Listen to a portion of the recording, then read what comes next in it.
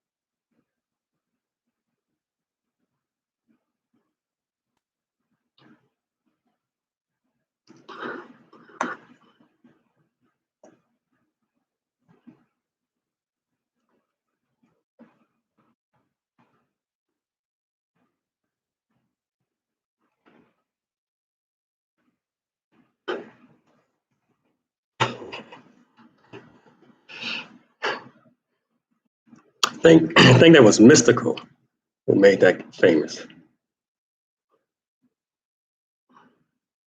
You don't know who Mystical is? It's an old pimp from the 90s, early 2000s.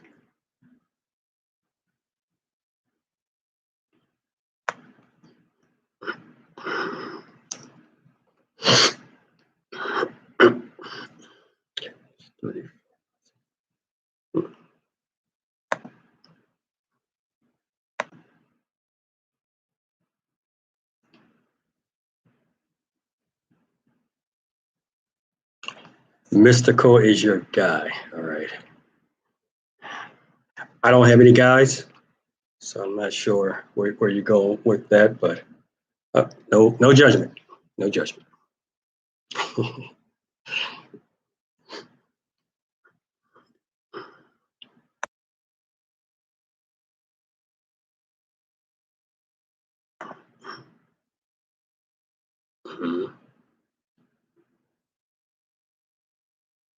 Let me silence this.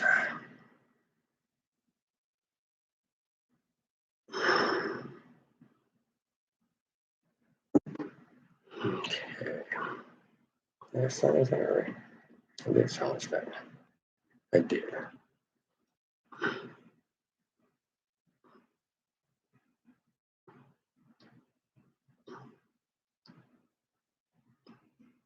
How's everybody out there?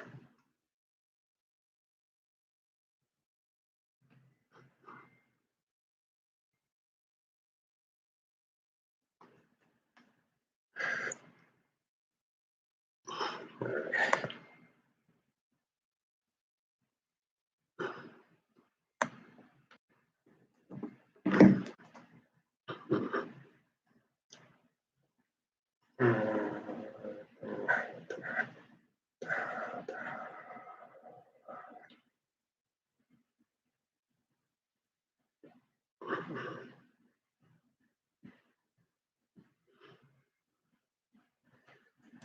Hello, Dizzy Girl 64. I get started in about another minute or so.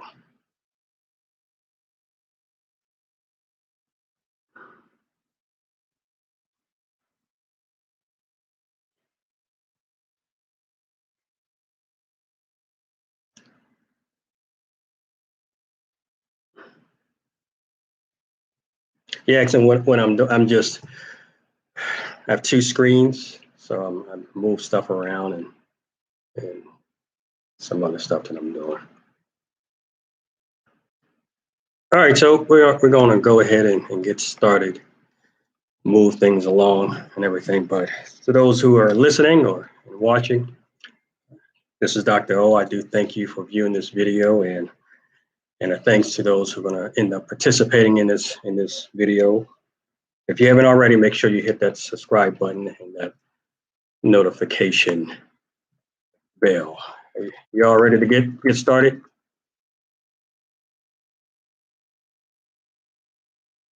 All right, so today's topic revolves around fear. And fear of the black man. As I normally do, provide a definition of the central element or central word to the video. In this particular case, it's fear, and it's from an APA or American Psychological Association definition. What fear is, how it defines fear is a basic, intense emotion aroused by the detection of an imminent threat involving an immediate alarm reaction that mobilizes the person by triggering a set of psychological or physiological changes. And I'm going to read that again because it was a lot in that definition. But fear, APA, it's a basic intense emotion aroused by the detection of an imminent threat involving an immediate alarm reaction that will mobilize a person by triggering a set of physiological changes. So that's the key word and the key definition. But today I want to discuss why people fear black men. Why do people fear the black man? What causes people who more often than not, it appears to be non-black people, white people. But what causes their heartbeat to speed up, their muscles to tense up, to form the thought that causes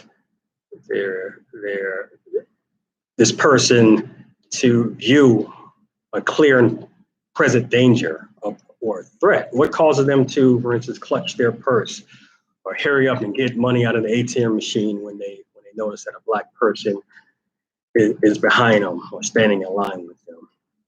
Now, we know over history, I'm not going to get too much in the history of it, but we know of history of blacks in general, but black men specifically being feared as a result.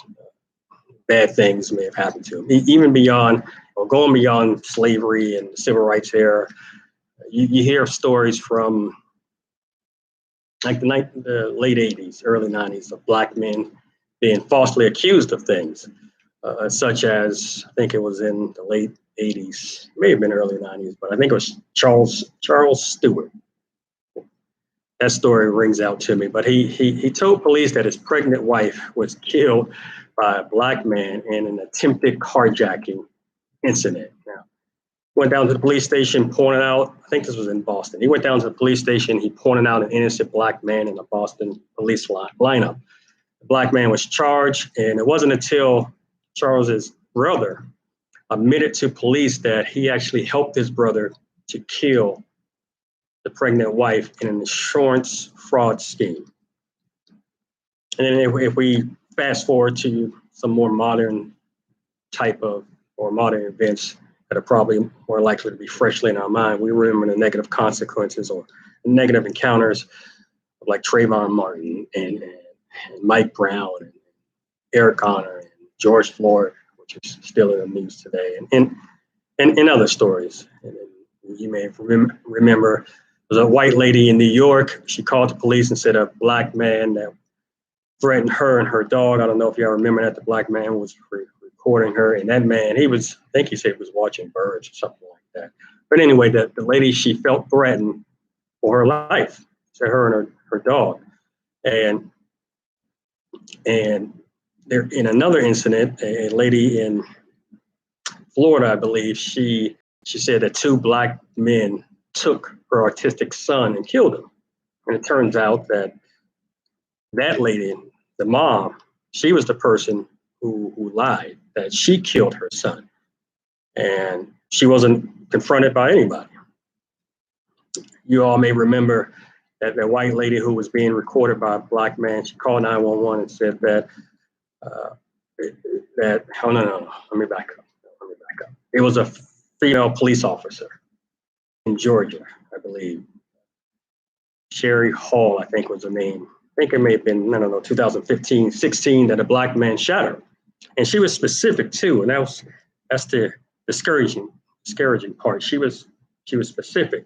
She provided a description, said the guy was about 6 feet tall, 225, 230 pounds. She described what he was wearing and everything, but they found out she was lying and she was sent to prison. I think she's doing like a 15 your sentence. But all of this, it seems to be a reoccurring theme.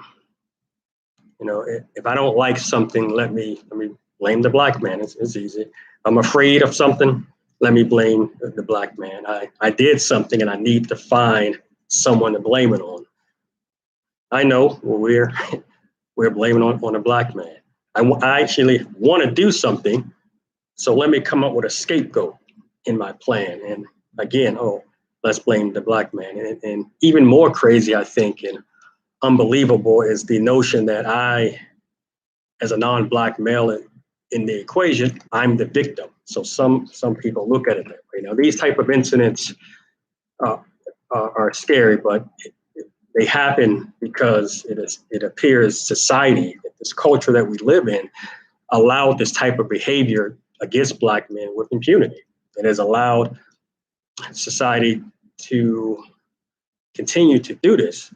It has allowed it because of the idea that the stereotype that appears to be ingrained in people that black men are bad, that black men are criminals, or that black men, whatever happens to them, they deserve that type of treatment. Now, not all black men are criminals or thugs or loud or angry or professional or in gangs or dangerous or any number of misconceptions or stereotypes. Many are intelligent, we're business owners, we're professionals, we may work in corporate America, we're polite, hardworking, generous, we're kind, we have a servant's heart.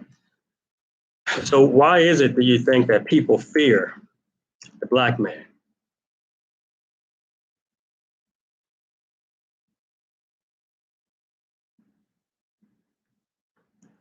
Your lack of self-awareness of your power, the fear that you will be organized, the fear of the fact that you aren't organized, guilt, jealousy, you do all things well and are desirable by all women. Okay, read the ISIS papers.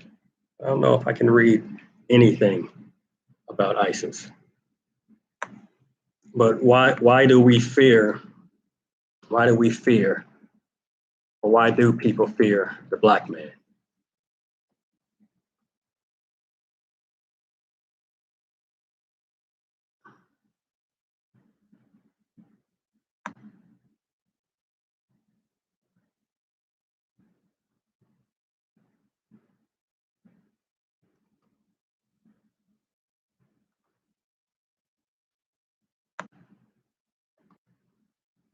And it's crazy too because it's not just non-blacks that fear the black man. It's I know black individuals, African American. I'm going to call them black, who have told me they fear black men themselves, and we'll get into that a little later. But why do people fear the black man?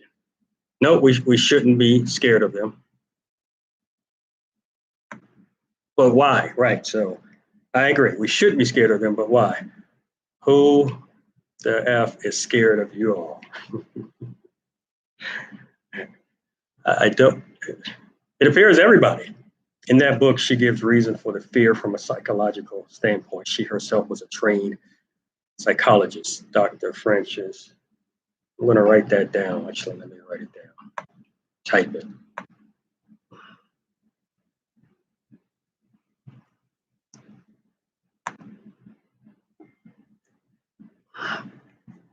We disrespect them. Don Mega said, we disrespect black men.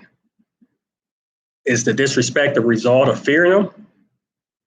And that's the central question of this video. Why do we fear black men?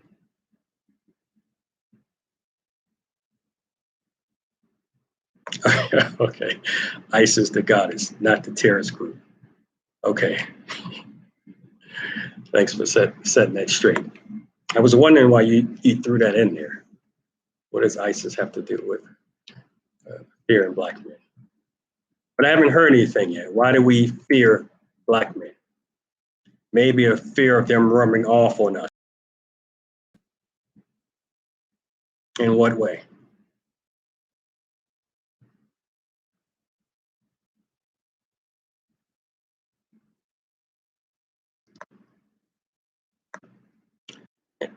In what way? And it's crazy because us as black men, it's just certain things we just can't do, right? We can't do because of what it a cause or reaction. Like we can't walk behind a non-black person, especially at night. Just imagine we're walking down the street, a white person or non-black persons in front of us. We can't walk behind them at night. We can't we can't raise our voice in public. We can't get angry at work, get violent. We can't exhibit or show any type of behavior that suggests violence is on the horizon. We can't do certain things where other people can, and it won't be taken the same way. But why do people fear black men?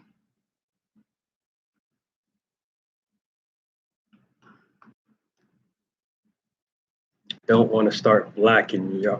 Most of them don't speak proper English, respect themselves, have respect from their own peers and colleagues, no respect from your women.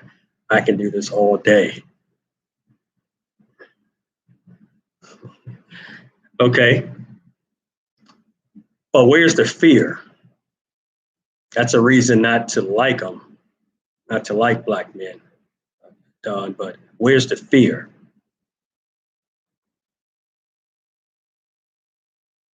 You said everything that makes you alpha. What do you mean, everything that makes you alpha? Oh, we can't do everything that makes us an alpha male? I agree. It's scary and unfortunate, but it appears that that's true. Anything we do that could show who we truly are inside, not in a negative way, but just from a, like you said, alpha, just from a positive way, it scares people. But why?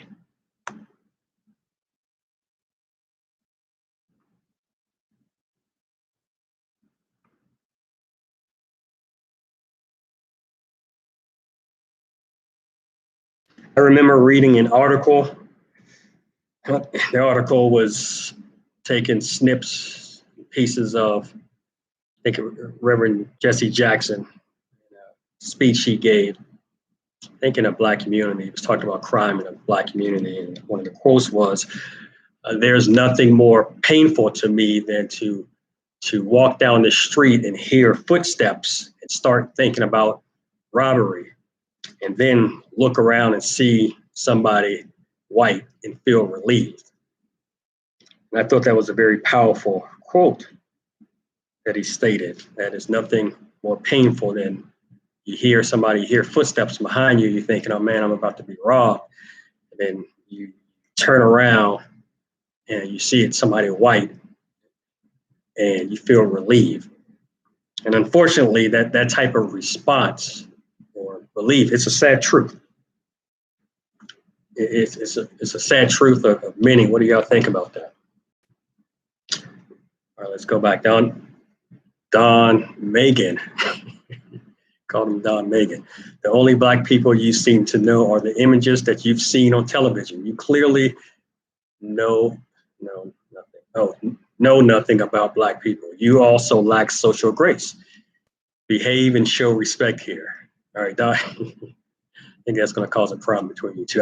Don said, I fear that if they are around me or my family, we'll start speaking Ebonics, killing our friends for money and trying to fit in everyone else's culture. So are you saying that black people, we in general speak Ebonics, we kill our friends for money, we jack them for money, and we try to fit into everybody else's culture? On that whole killing blacks, right? You're gonna kill who you're around, or you're gonna like who you're around, or you're gonna fight who you're around. So the whole black on black thing, there is such a thing as white on white thing. It's whoever you're around, but I don't want to get into that. So, for example, T, what the hell does it mean to not know, nothing?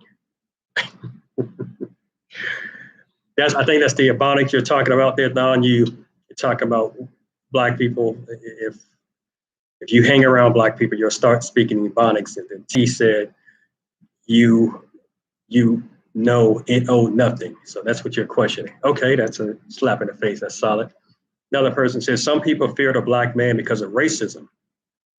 Like people can feed other people false info on a black man, which is what racism does. And that false info makes people fear the black man. That's extremely true, I feel. And it's crazy because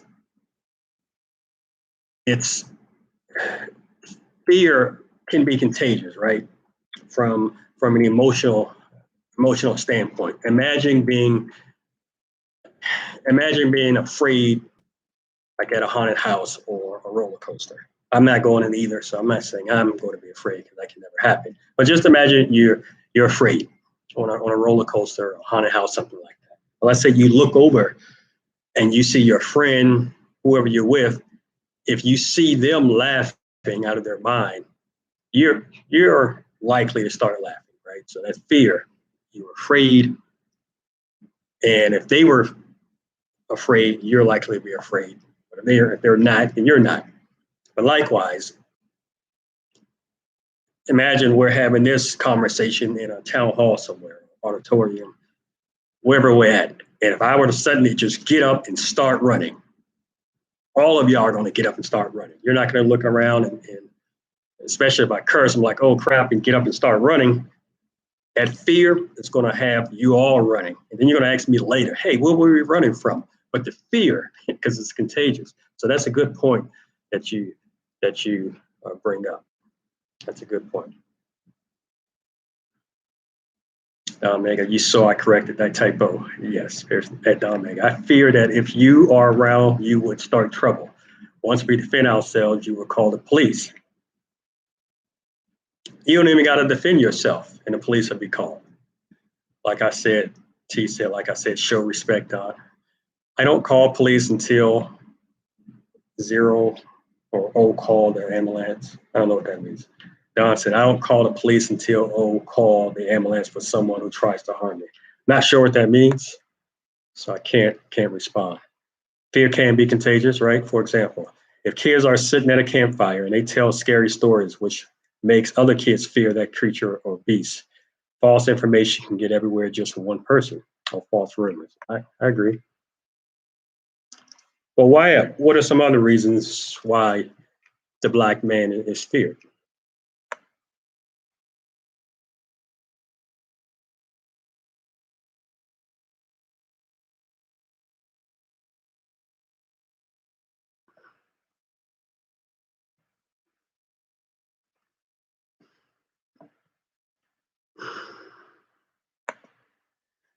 All right, Dizzy Girl, to my example of fear is contagious, and if I was to get up and start running, if we were doing this at a town hall, everyone in here is going to get up and start running because it's contagious. And then you'd ask, Dizzy Girl said, black people will run, white people will investigate.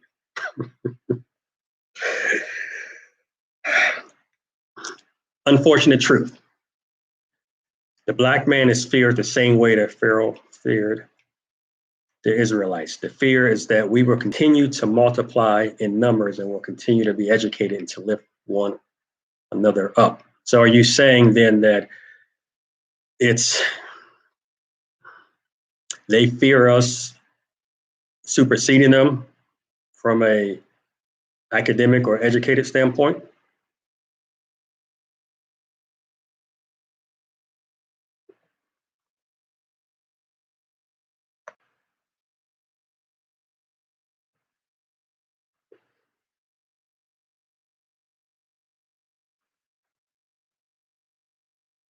And that's part of it. What's another part of it?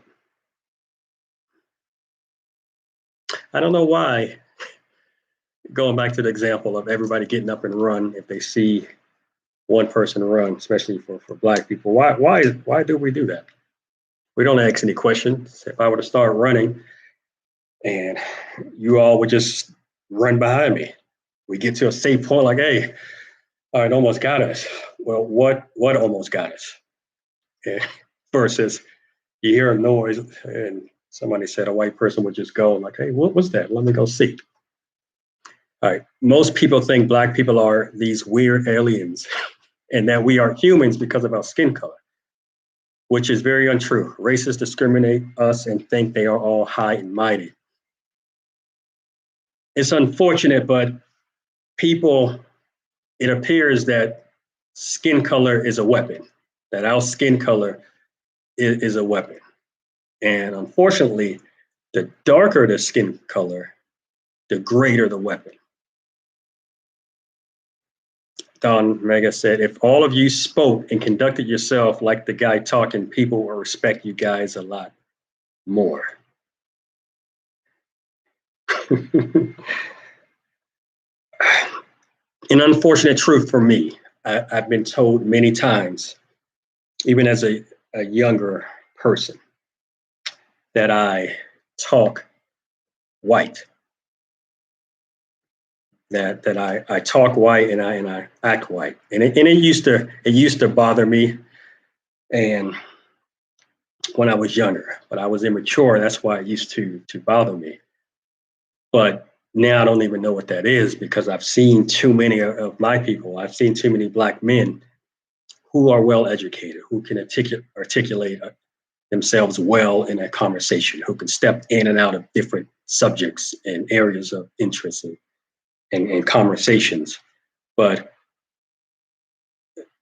to say that if they start talking, guess appropriately or conduct themselves appropriately, they would be respected a lot more. Why does it take all of that? Why does everyone have to speak like the guy who's talking now? Why does everyone have to speak this way? Because we're all different, right? But yes, there is an expectation and intrinsic or inherited or an expectation that you do need to speak a certain way, talk a certain way, depending on your environment. If you work in some corporate headquarters, for example, you can't or you shouldn't be speaking slang. Yeah, so I get that, but why do they have to talk a certain way?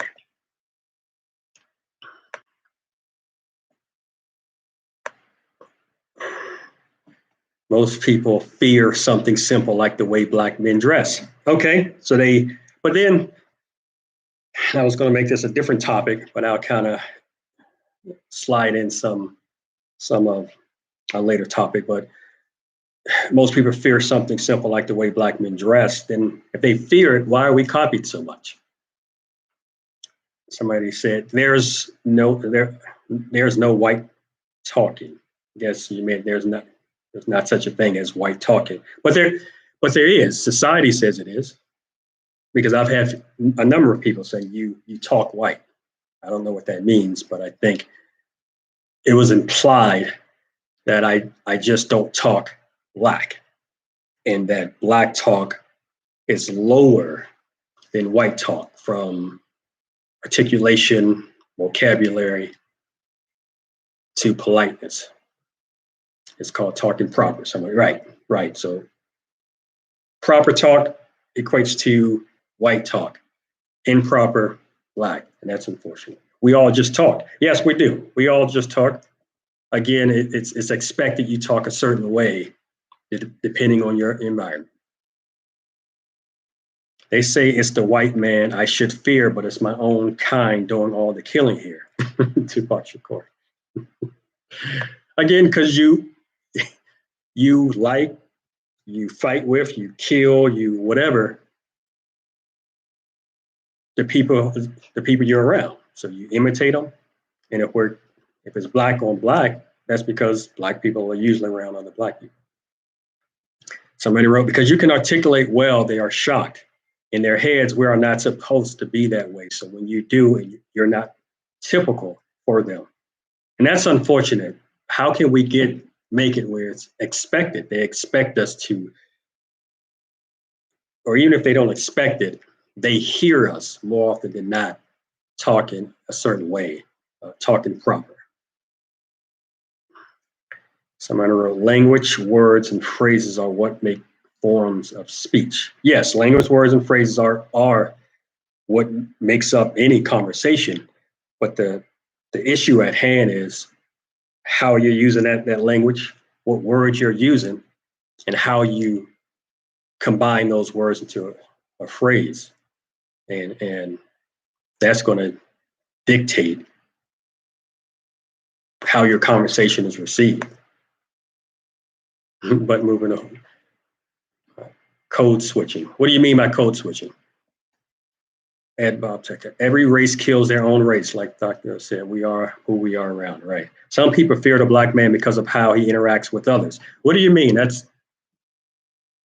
have an idea what that means, but I want to hear what you meant, what you were thinking when you typed that. Some people fear the black man because of how he interacts with others. Somebody wrote, because we're humans, we have an evolving brain. Why are people speaking like monkeys, not a racial slur? How do monkeys speak? To elaborate on that. They copy the way we dress because it sells, right? So certain things sell, like the way we dress, but other things discourage and kill sales, like the way we talk.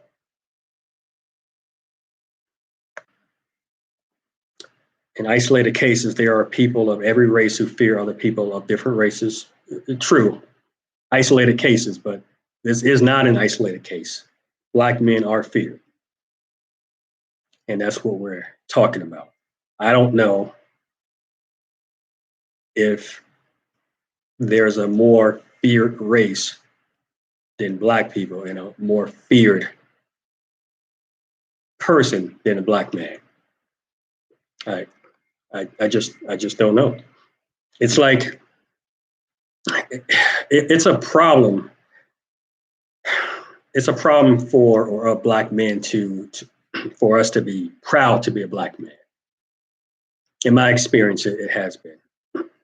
Instead of hearing about the joy of being a black man, I'm hearing more about how us as black men, we're having to teach our sons, teach our kids to put both hands on the steering wheel and leave them there till a police officer gives you or instructs you to what to do.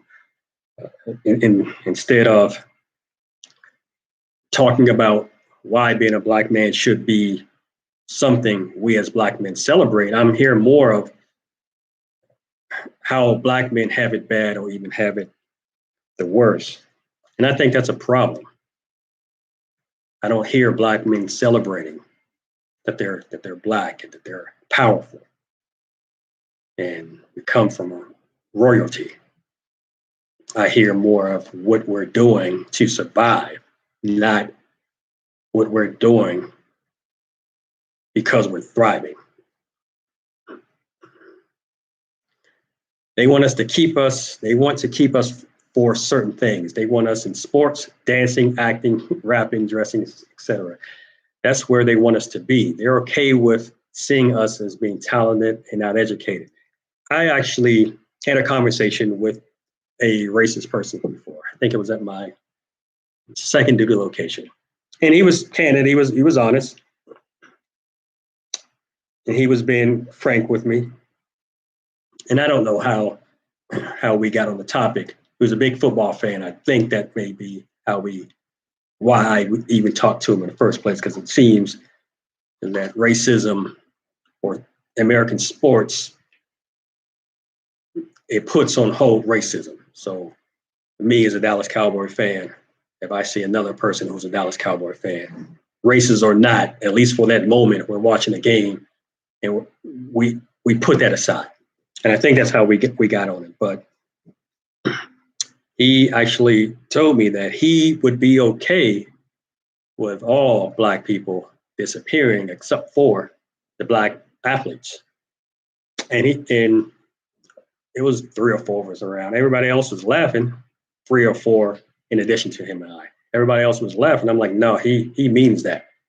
He meant that. And that's a scary thing. And it goes to what you're saying, Rashida, and that they want us in sports. And it made me think of this. This was, I don't know, 15 years ago or so. Somebody wrote, racism is one of the things that cause people to fear the black man. Let's look at fear from a from a psychological perspective, psychological point of view.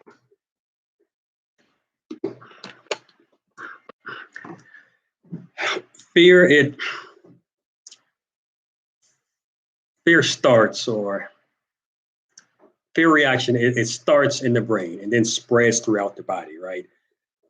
It spreads throughout the body, causes the body to make adjustments. And without getting too in depth in this, it starts in the temporal lobe of the brain, and it's activated when we see something.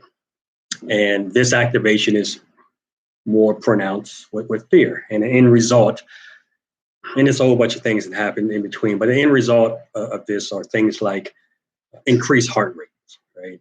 Blood pressure. And this puts us in a, I may be getting too deep, so let me back up. You have a thinking side to your brain and an emotional side to your brain. If your thinking side of your brain reassures your emotional side of your brain, then your response is likely to be different. So think of seeing a tiger walking down the street, tiger or lion walking down the street, or think of you're anywhere in New Jersey. Your fear reaction would be extremely different than seeing that lion or that tiger in a cage at the zoo, right? So one hand, tiger, lion walking down the street, or you're anywhere in New Jersey. Other side, you see that same tiger or lion, but at a zoo behind a cage. One is very fearful, stuff happens in your body, you got one response. Same animal, same situation, same New Jersey, and you see him in a cage and you have a different reaction. So context matters. Contact matters. And I'll get to that here a little bit later, but the context actually matters.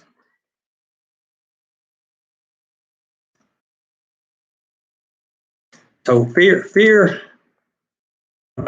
again, from a psychological standpoint, fear is it can part learned, it's part taught, and then part of it is instinct. So we learn to fear certain people because of an association, a negative association, or past experiences. If someone you love, for example, did something wrong to a Black person and taught you this, you may be likely to mimic the same behavior. You are taught to fear, so that's the whole learning part. But you're taught to fear by, well, for example, from a cultural norm. Think of a social or a race of people being feared and persecuted because of a socially created impression that they are angry and violent and likely to be criminals and dangerous. So fear can also be instinct, such as pain. Pain leads to fear of something due to the desire to not experience that pain. And fear can also, it appears, can be somewhat made up or imagined. Now, we get scared because of what we anticipate or think may happen. And I talked to a number of people who feel that this is a big reason why the Black man is feared, that the stimuli of, or known as the Black man's presence, creates somewhat of a condition of fear in people. They imagine what may happen, so they respond, such as, like I said earlier, a person clutching their purse when a Black man is present, or following a Black man around the store because they think something will happen, like they're going to steal something.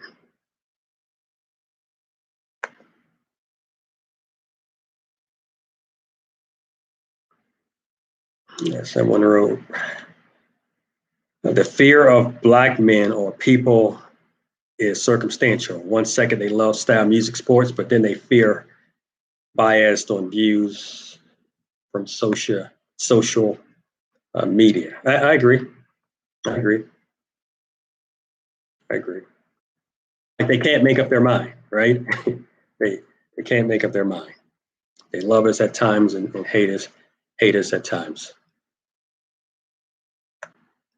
But why? What are some other reasons why the black man is feared so much?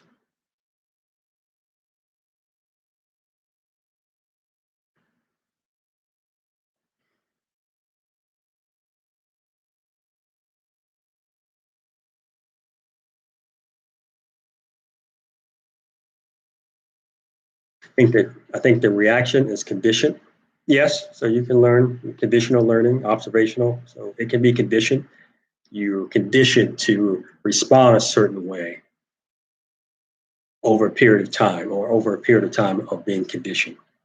And it can be automatic. It can be an automatic response. It can be something where you don't necessarily mean to respond a certain way, but you've been conditioned to respond.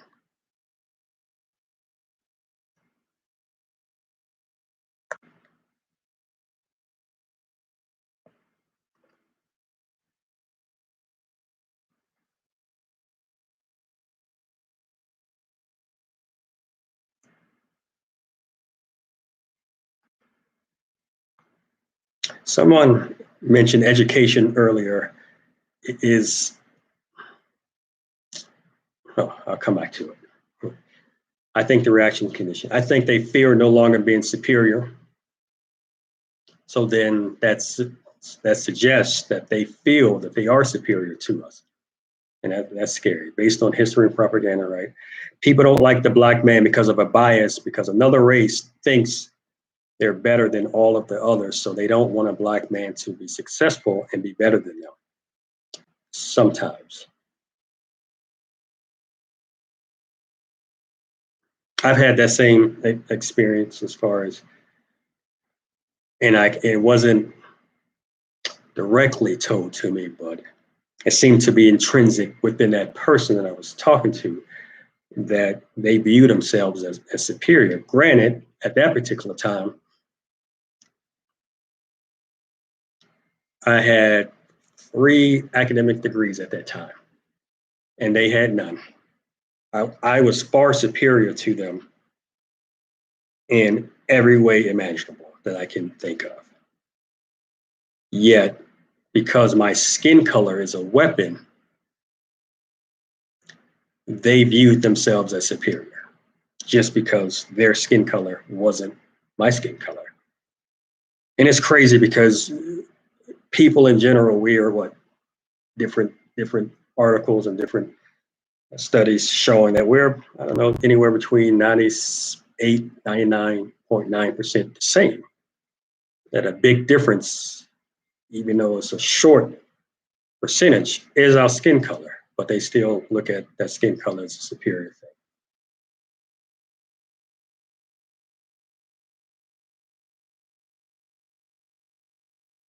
And it's also it's we talked we talked about racism and this is getting a little bit off of the black man, but just kind of black people in general and how they view us. It was my first duty location, and I don't eat cake. I'll eat ice cream cake from time to time, but I generally don't eat cake. I never have. Not sure why, but my first duty location, my supervisor, military supervisor, and instead of getting me some a cake, ice cream cake, and all of that, it's funny now, but I was living thin. But instead of getting me an ice cream, instead of getting me cake, they knew I didn't eat it.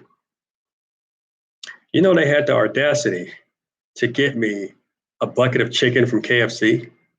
Like this was this was it. I don't know if I was more surprised or if the blood that was rushing to my head caused me not to respond. Like it earlier I said what fear is, and I'll say the definition again, but it paralyzed me from saying and doing anything, but just staring at them and saying, thanks, I guess. But I don't know why I told you all that, but it's funny now, but no, it wasn't then. Someone with the fear is created to keep things the way they want them to make themselves feel better. It's just insecurity and ignorance based on dominance. They knew our ancestors were in Africa and were thriving without them. They mentally and physically broke our ancestors down and made themselves the superior. They don't want that to change. I can see that. Hence, another person, hence how they see Black women, right? I don't feel as I'm superior. It's just, it just does not feel safe to me. What doesn't feel safe to you? Another person wrote, and they would have gotten told off EO for all of them. Not sure what that means. But Bob, what are the biases you fear?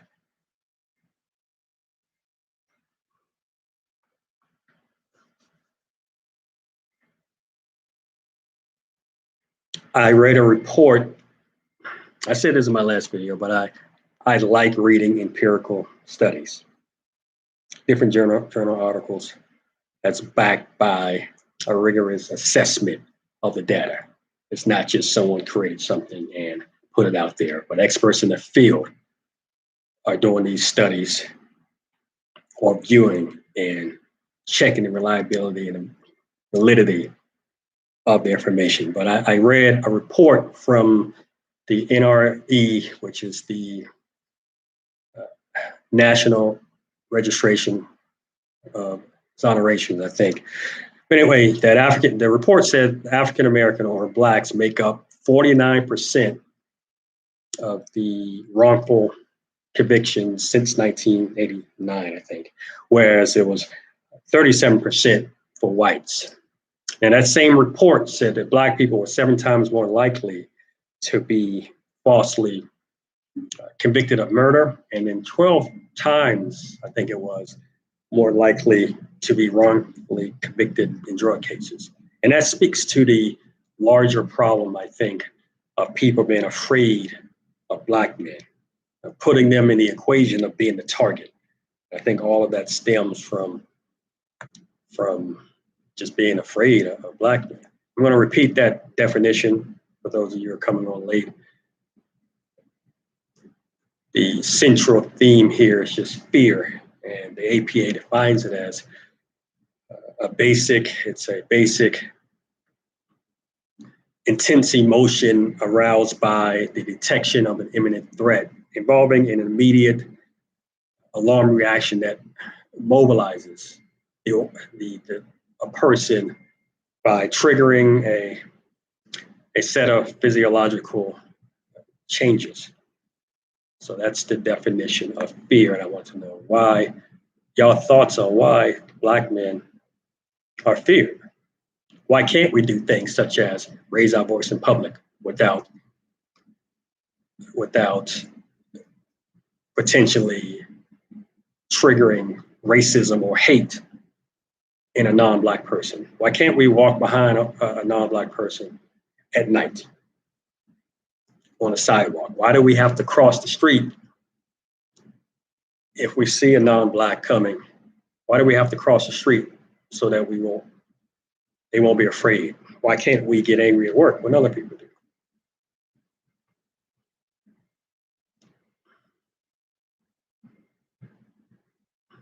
Base is not bias. All right, I see what you're saying. But Bob, what are the bases of your fear? Bob said, I don't feel as I'm superior. It's just it does not feel safe to me. Why doesn't it feel safe? And safe to you what? To be around Black people is what you're saying?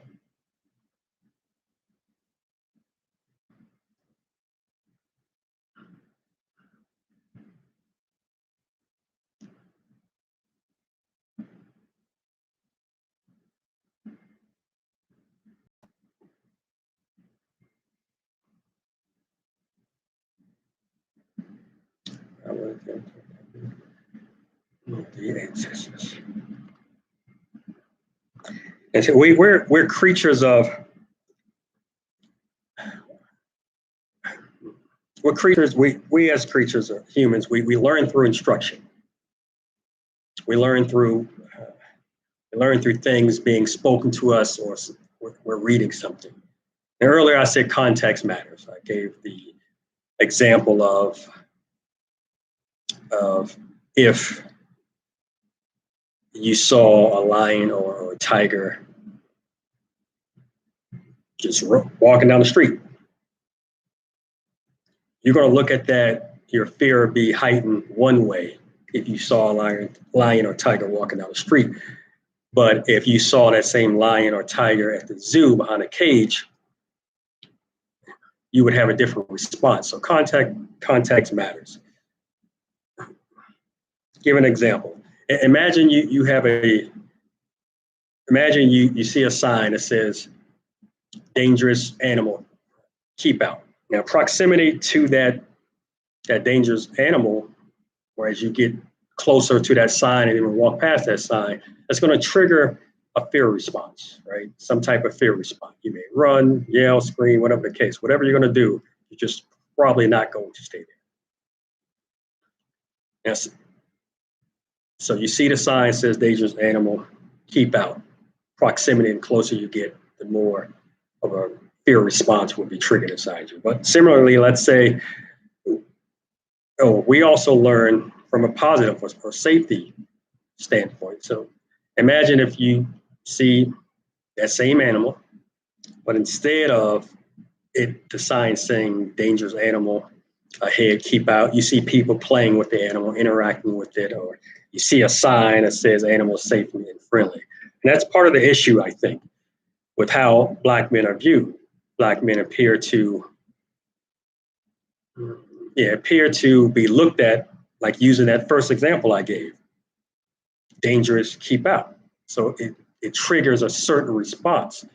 People see them as that keep out dangerous animal. And that's a bad thing. How can we get it so that Black men are seen as that second sign? What are your thoughts? They see the Black man as dangerous and angry because of how we are portrayed, which are a lot of that is by white Hollywood. Okay. Look at the news. When it's a white person, you never see anything right away. Let a Black person be accused, it's posted immediately. Yes, it's posted immediately. They start to dig around in their past to justify their point. See, I told you they're bad. That's a horrible thing. Another person wrote, then it's the worst picture they can find. Right. Yes, it is the worst picture. They look for dirt to confirm things, right? Or if one is wrongly harmed, then they try to find dirt. Yep, that's right.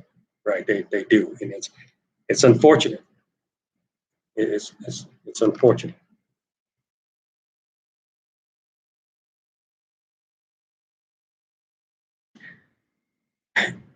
That goes with their agenda to keep us inferior. Right, yes, I agree. If their plan, if there is a plan to keep us inferior, I would agree with that. Or it appears that way.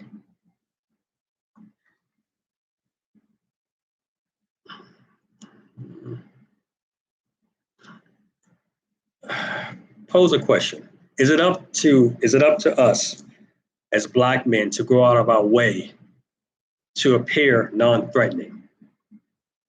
Like, should I start? I don't know if I would, because I don't know if the world is ready to hear me sing, but should I go out of my way to appear non-threatening? Should I start singing, for instance, the theme song to Frozen or Care Bears or Barney, just so that people know, hey, I have a kid, I have a daughter, I'm not a threat.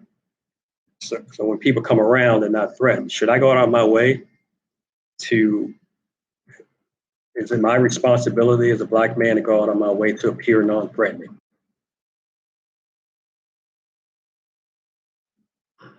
Somebody wrote to your earlier statement, no different than not including factual information about our history and our contributions. Yes. In i.e. Egypt and Africa, but they are presented to look fair or white. Mm-hmm. Please don't sing. No, I don't think people are ready to hear me sing. No, people shouldn't see you as threatening in the first place. Right, they shouldn't. We can talk all day long about what should and should not happen. What should and should not happen. They should not see me as threatening. But they do. That's what we're talking about. They do see the black man as threatening. What I'm saying is, should I, as a black man, or should black men go out of their way to appear non-threatening? Someone wrote yes, and I think you're answering yes to black men should go out of their way to appear non-threatening. Please correct me if I'm wrong. But if you're saying yes, black men should go out of their way to appear non-threatening, why? You do not need to walk around singing Frozen. No, I was talking about the first Frozen, that song that got real popular and everything, and it's a good song. Why? What's wrong with me singing that?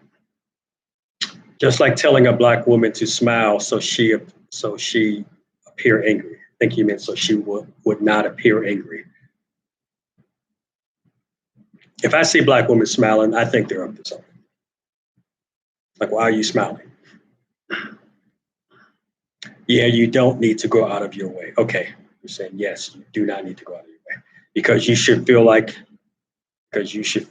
you're a threat. Yeah, you don't need to go out of your way, and then you wrote because you should feel like you're a threat. Look like it kind of conflicts those two statements that you made. I think they conflict. You can clarify that for me.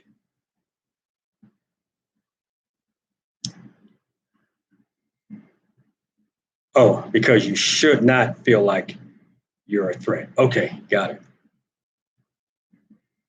I do feel that I'm a threat.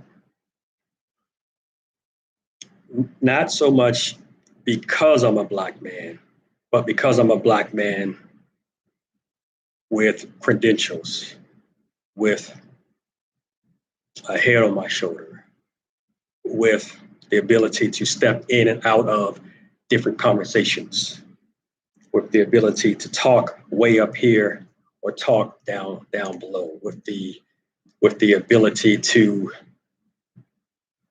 shine in ways not expected, with the ability to talk proper when necessary, but then also be able to translate those who don't talk proper, be able to translate or act like that middle person. So I do feel like I'm a threat as a black man in that way, and that goes against or goes with what some of you were saying as far as they want us to feel inferior. Well, me as a black man and others, black men, we are a threat in that way. We are a threat to that belief, that perception that black men, we are and we should remain inferior.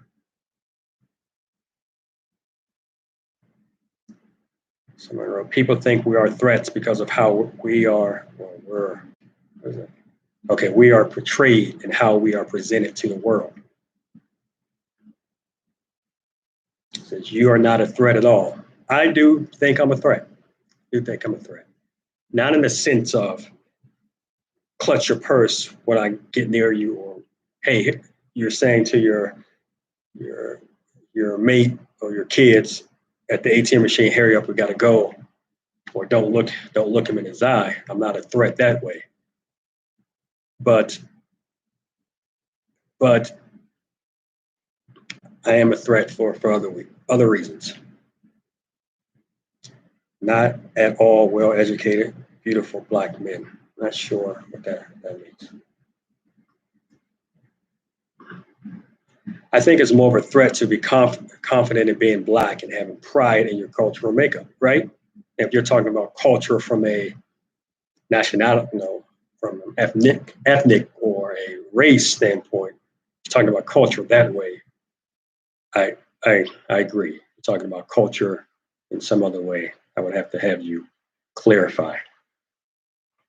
But we as black men, we are a threat. We are a threat. But I do want to know: does anybody think we need to, as black men, go out of our way to appear non-threatening? Look at the society we live in, regardless of what we think is right or how things should and should not be. The current climate that we're in, should we as black men go out of our way to appear non-threatening? Should I go around singing the Barney song or the Frozen song? Or should I go around blasting? Yes, I have a little girl. I'm okay. I'm not a threat. Should I, based on the climate that we're in?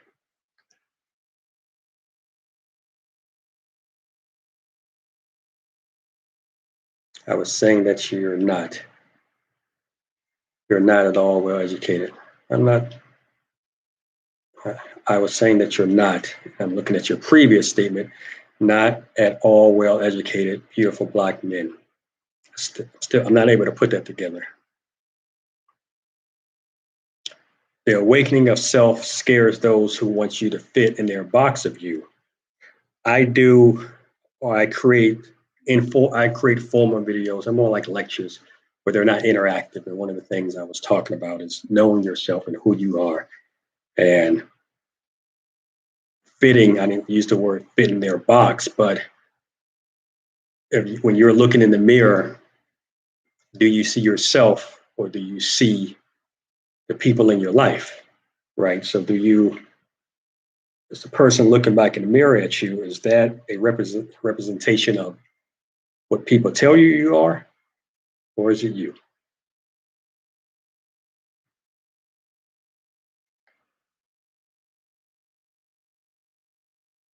Again, does anybody think black men living in this climate that we're in, especially in this country, do we need to go out of our way? Should we? Or do we need to? Not what's right and what we should or should not do, but should we go out of our way to appear non threatening?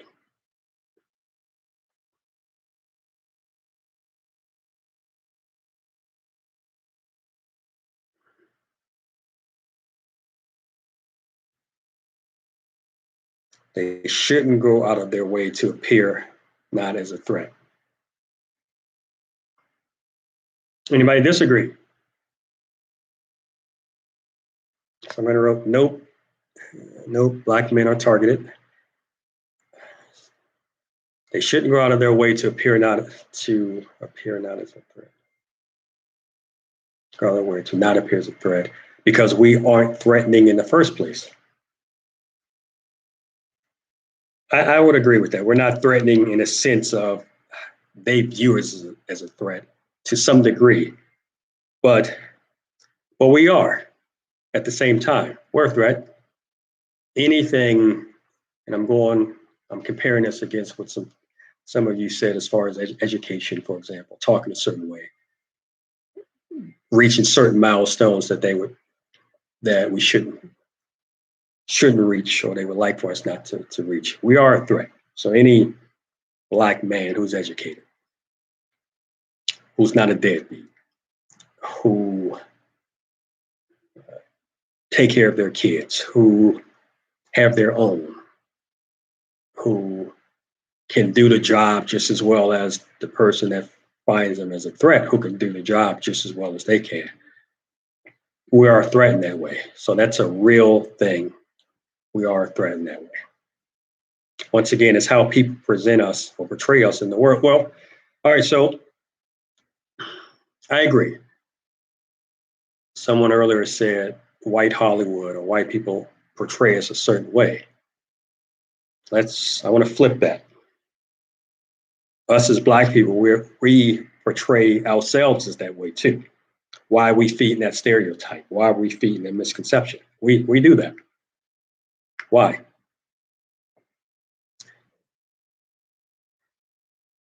Someone wrote, they should walk in their truth, power, education, etc. Yes, they should. They should, but that's also threatening when we walk in our truth, the power that we have, our milestones that we've reached.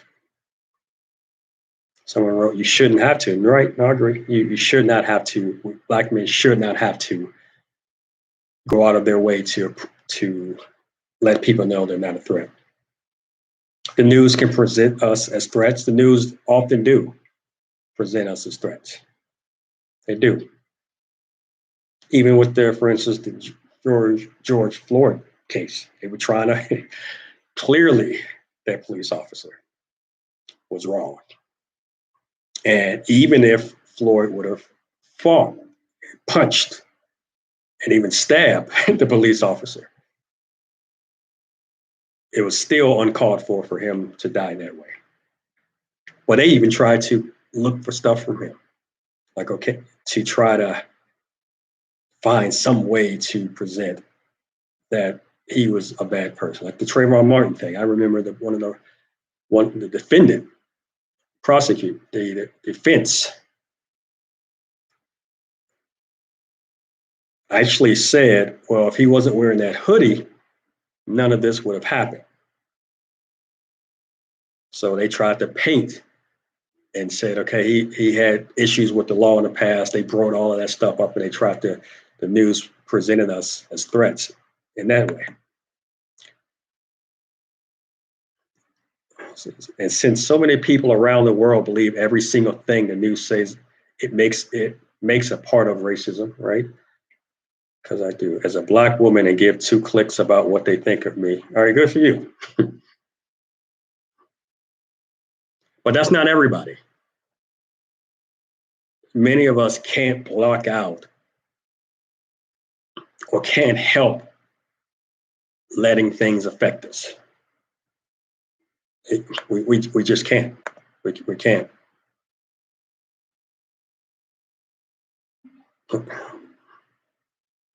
Once people see the info that the news says, it makes them assume that that's what all black men are like.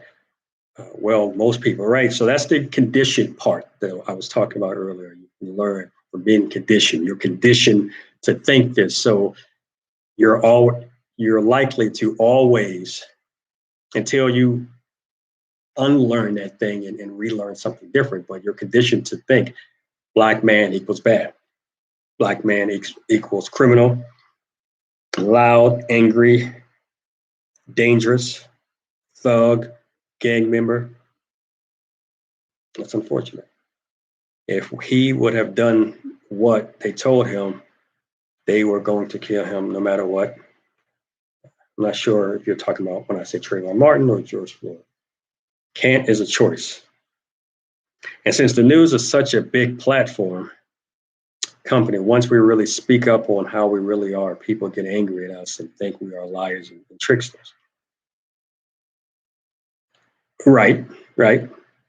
And so you get this propaganda being pushed down from generation to generation, from platform to platform, that Black men are like this.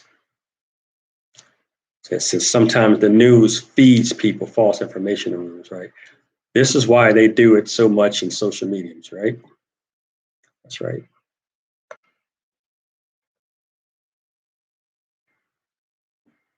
Another question, is it fair? Is it fair that Black men have to, and it appears like on a continuous basis or a daily basis, it seems, is it fair for Black men having to put in effort, daily effort, to avoid triggering a potential hateful or racist person? That we have to do things so as to not trigger something in a hateful person, trigger them from doing something or saying something, calling the cops on us, something like that. Is it fair that we have to live with that struggle?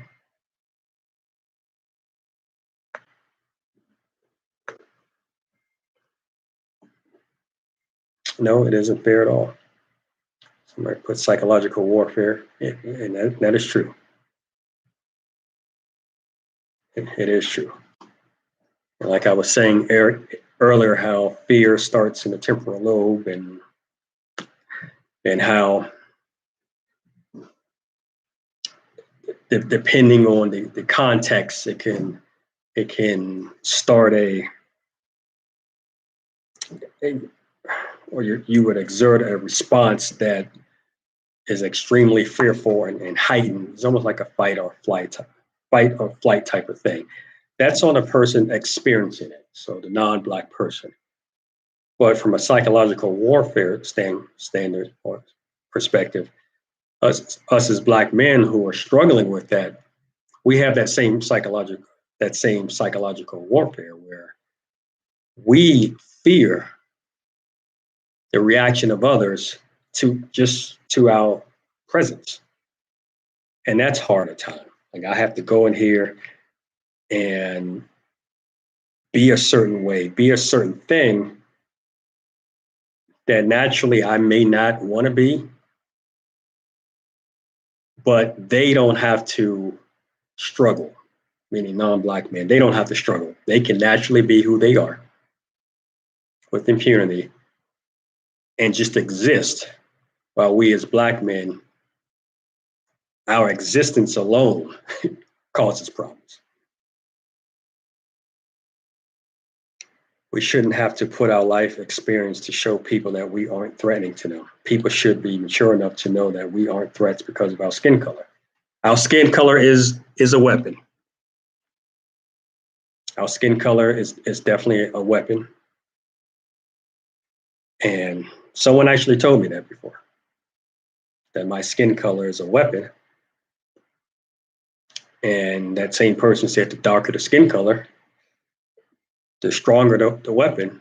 And I didn't like it when he said it, but it made a lot of sense. I find that to be true. Everything about being black requires different rules. Extra must be done. Don't do this.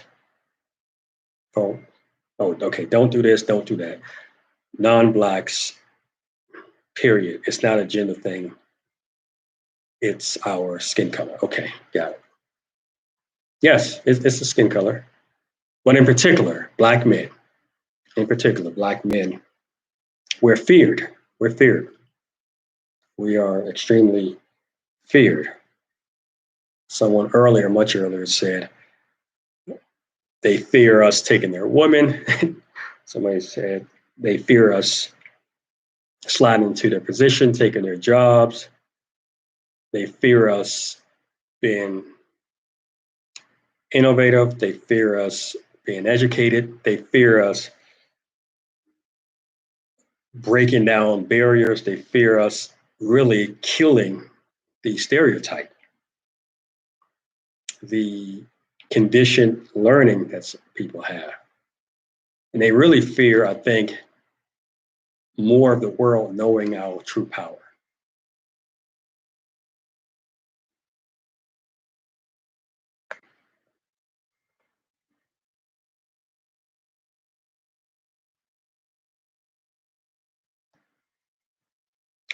What are some ways we can fight this fear?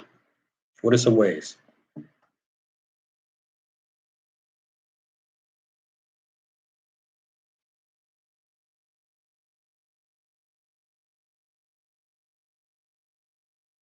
Besides, for instance, me walking around singing the theme song, the first Frozen, or Care Bears or Barney or something like that. What are some ways we can fight this fear?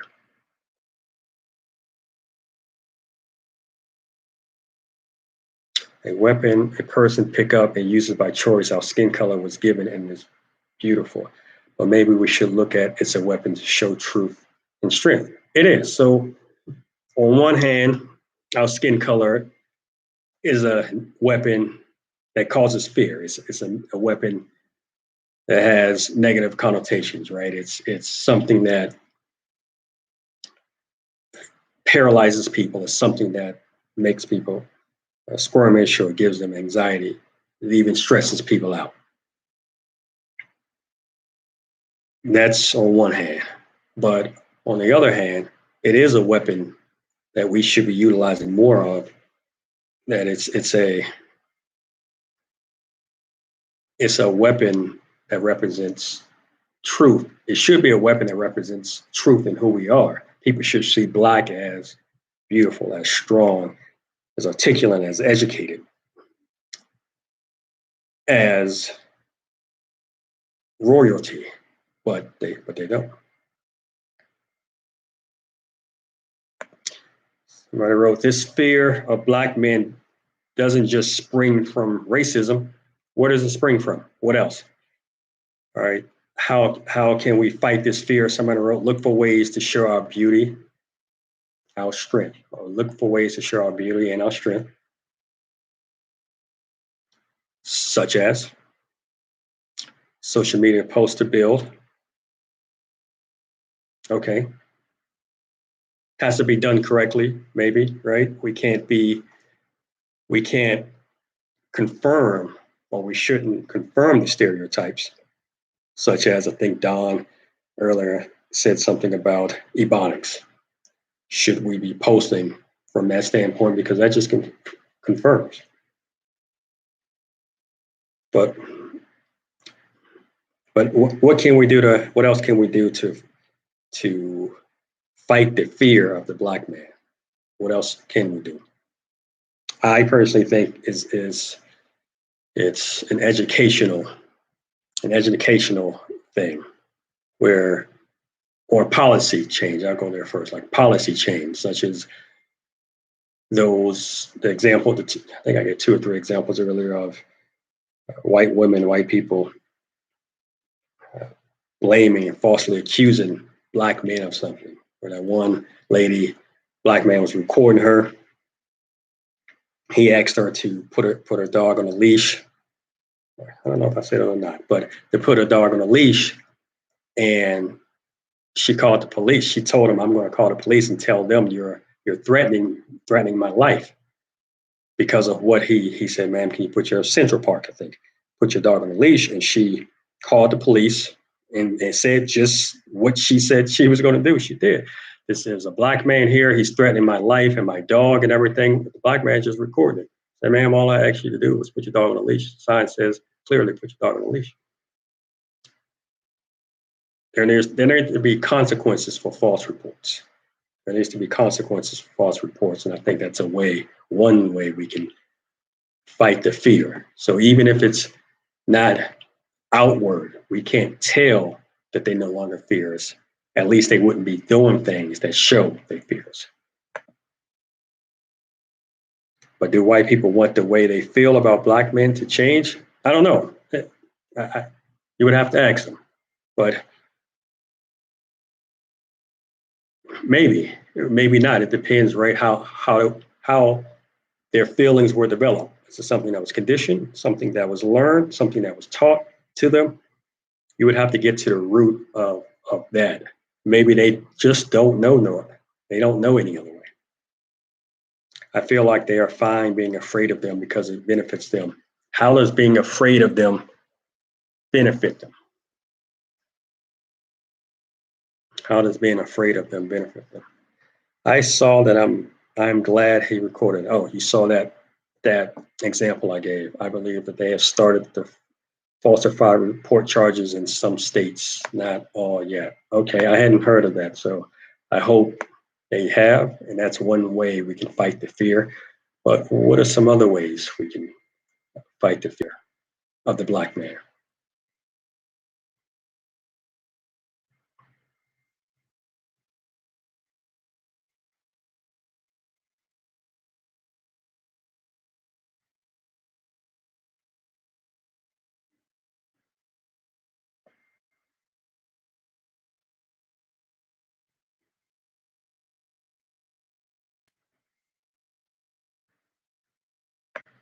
And I know it may be difficult because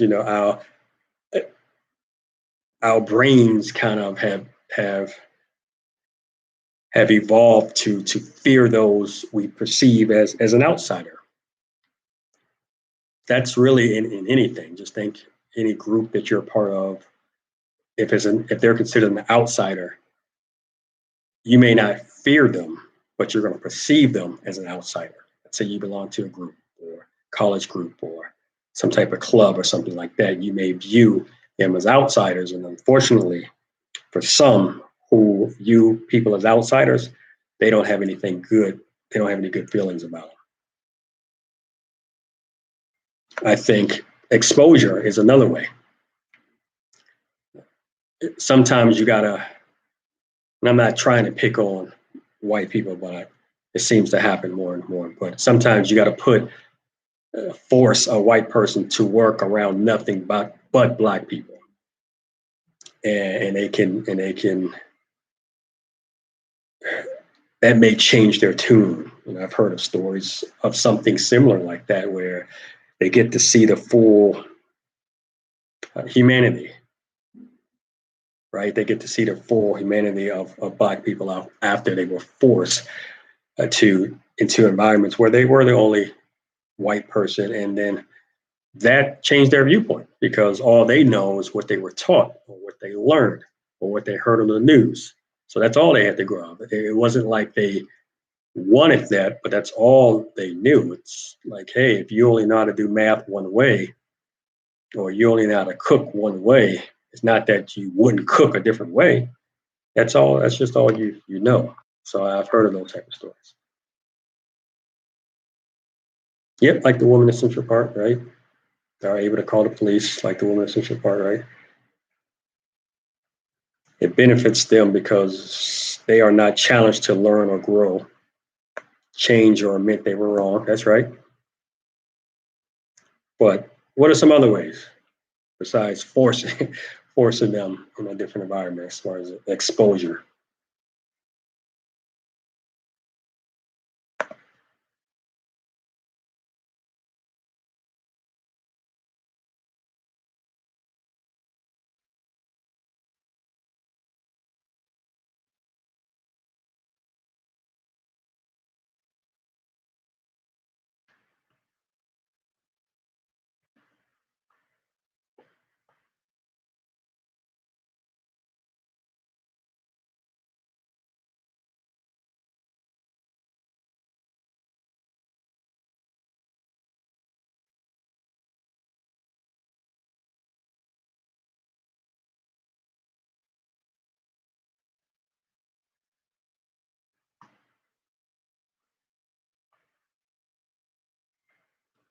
It's crazy. I don't know if it was an article that I read a few years ago or if I saw it on the news where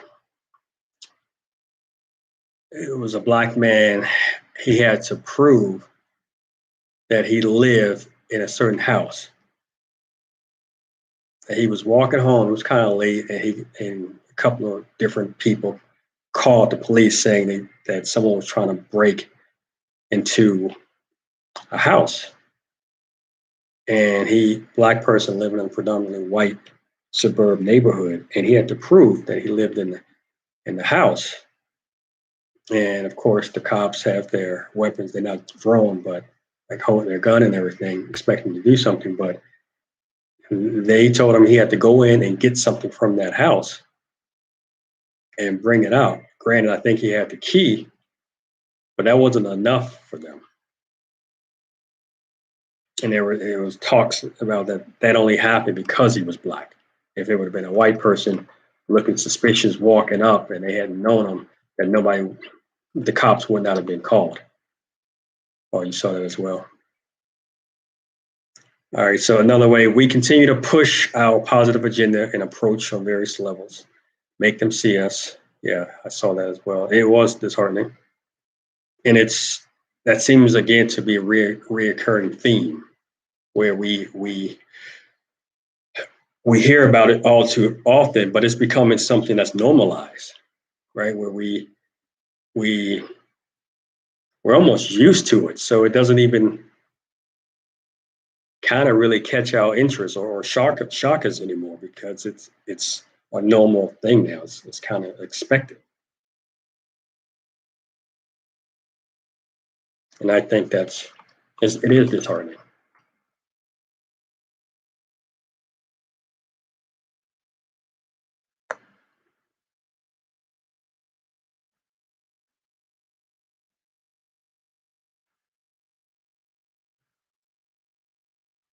I've actually had someone, I got on the elevator. I don't know what floor it was, but they were coming down. So I think it stopped. Let's say it stopped a floor above me, and it was a white person. So they clearly were got on the elevator a floor above me. And it was either fifth, sixth, seventh floor, something like that. So it had a long way to go to get down. And that person was not trying to get off of my floor, but they saw me walk in. And I know that because they looked like I had to run to catch it. So if they were trying to get off on that floor, I pushed the button and I forgot something. I ran my room, they ran back. So you're only talking about, I don't know, 15, 20 seconds. But anyway, I came back and the door was about to close, which tells me if somebody needed to get off, they would have got off prior. The door is about to close, and I ran. I put my hand there and opened. I walked in. That fool walked out, and I could have said something, but I didn't. But what I decided to do, I took the elevator down and I sat there and I waited. And sure enough, the elevator comes down and it's him getting off. I just looked at him and shook my head and everything. Turned kind of beet red and everything. He probably figured out that I knew what he was doing. But stuff like that has happened.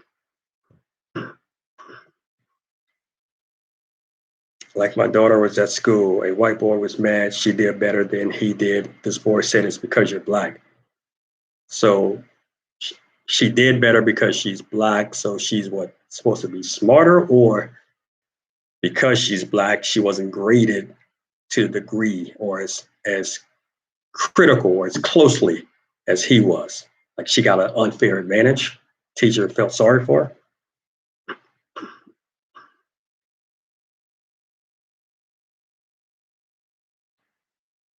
Says somebody wrote, it really upsets you, especially because you're raising a black young man, right? Right.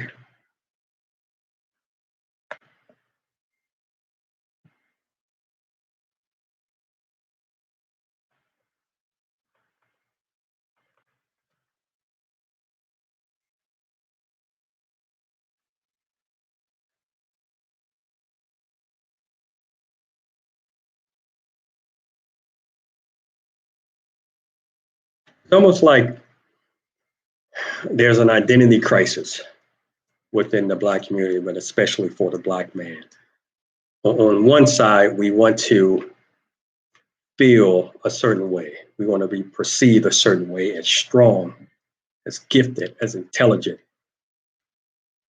as all the things that white people don't want us to be. We want that to shine. But on the other end, on the other side, we don't want to be those things to the people we hang around because that's seen as selling out, or that's seen as trying to fit in to what the man wants us to do. I've noticed that in some black men that I've conversed with and everything, who, in on one hand, want to project something or to look a certain way, but then on the other hand, want to play the other side as well. And that identity crisis is scary because it's like they don't have the whole black identity. It's a part time thing. Being black is a part time thing. Have y'all ran into anybody like that?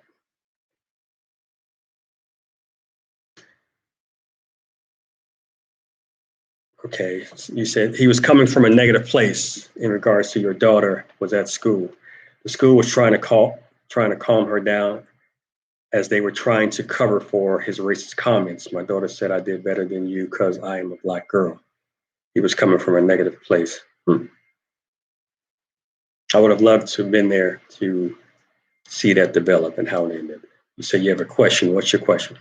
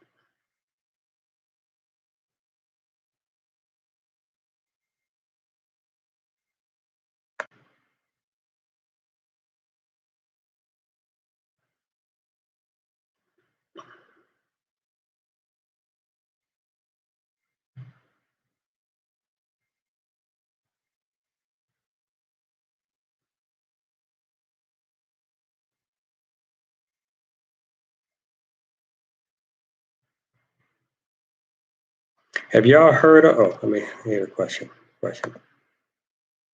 You have a question. Do you think black men may be hard on black women due to how others make them feel, wanting them to be more supportive or submissive? Do you think black men may be hard on black women due to how others make them feel? Make who feel? The black man feel? So, are you? Give me an example. Are you saying that, for instance, if I'm hard on a black woman because the white man makes me feel a certain way, so I'm kind of taking that out on the black woman? Is that what you're saying? You think what's a good topic? Okay, so that's what you're saying. Any of that is possible, but that's not race or creed type situation. That's anything where if I go to work and I'm having a bad day, whoever I'm with, black, white, or in between, I could take it out on them. So I can't say that's just a black person thing. That's a context. Earlier when I said context matter, that's a context. That's a social environment thing. Who is around me socially for me to release my anxiety or my stress or my anger? Who's around me? So to answer your question is yes, I think black men may be hard on black women due to how others make them feel. But yes, because of the result of I need somebody to take this out on, and the person that I really want to take it out on is the person who made me feel this way, but I can't.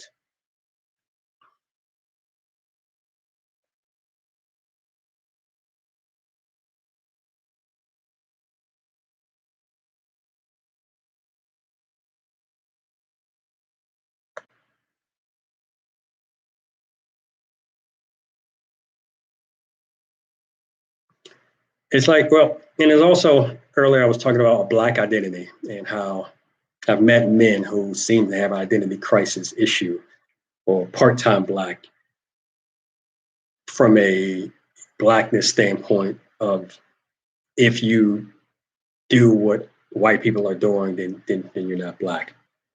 I've had many of those conversations and experiences with people over the years. But do you think being black at times is a burden or a blessing?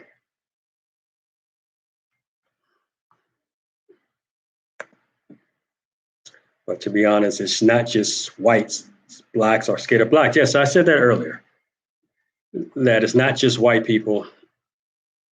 And again, not picking on white people, but it seems to be a good comparison, or at least what's in the news is white people accusing blacks and being afraid of blacks. But blacks are afraid of blacks as well. I know, where was I stationed? I don't know where I was working. Probably 11, 13, 12, 13 years ago.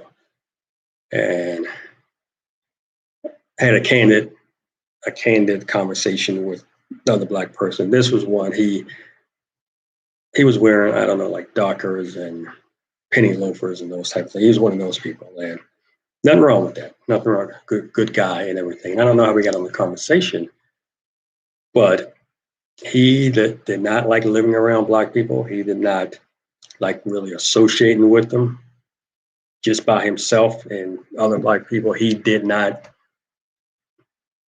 He said it wasn't fear like white people fear of, hey, I'm at the ATM machine, I need to hurry up. He said it's kind of like that to a lesser degree, but he did not like living and just generally being around black people because of how he felt around them.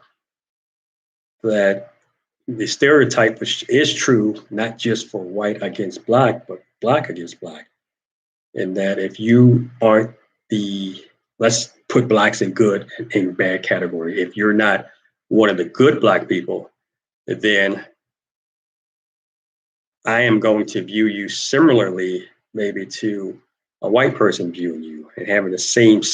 I look at you, the black man, or your presence as the stimuli that activates my temporal lobe to cause a fear response.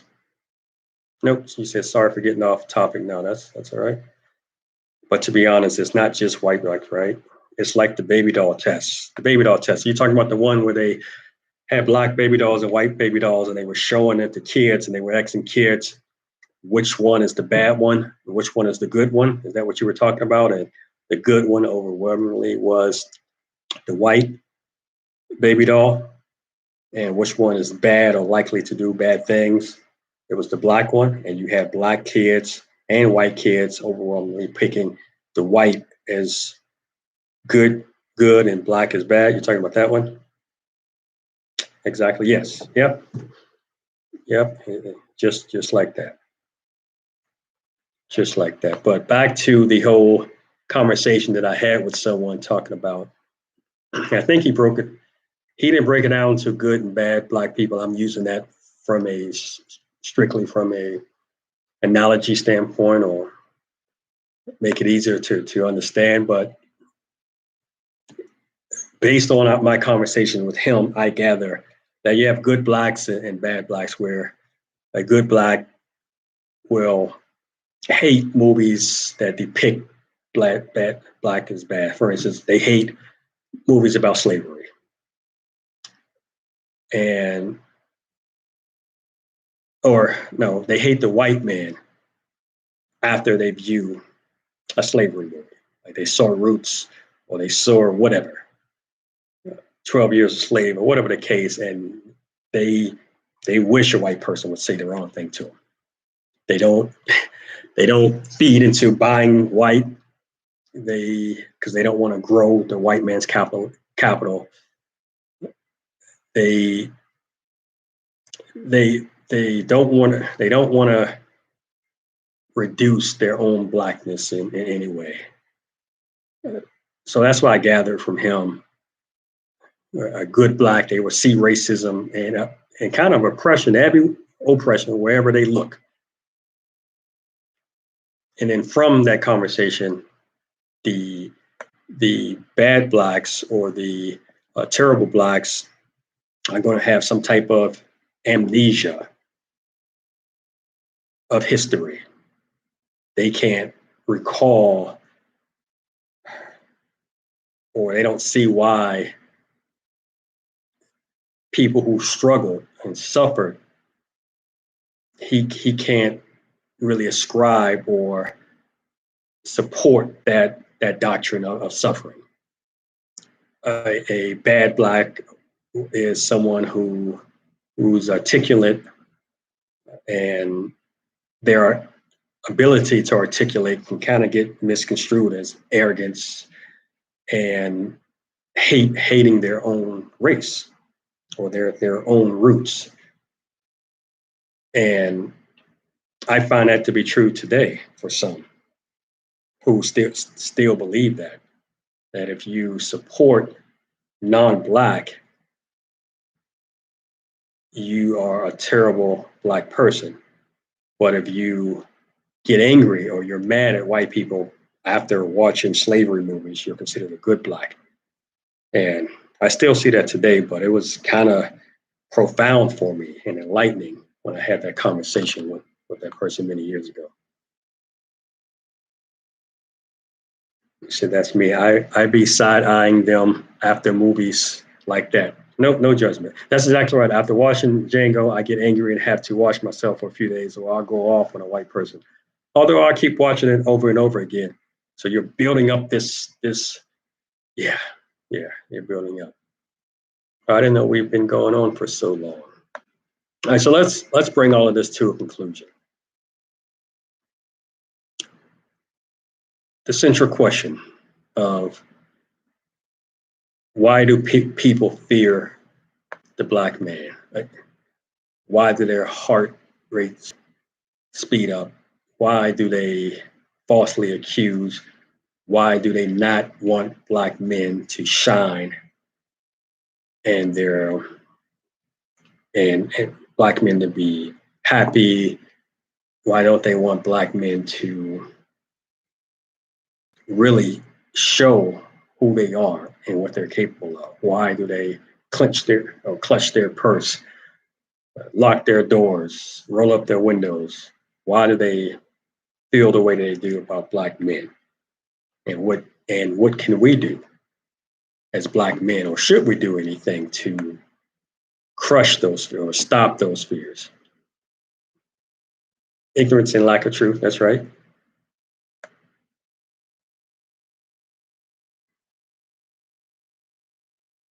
So, any final comments on on this question?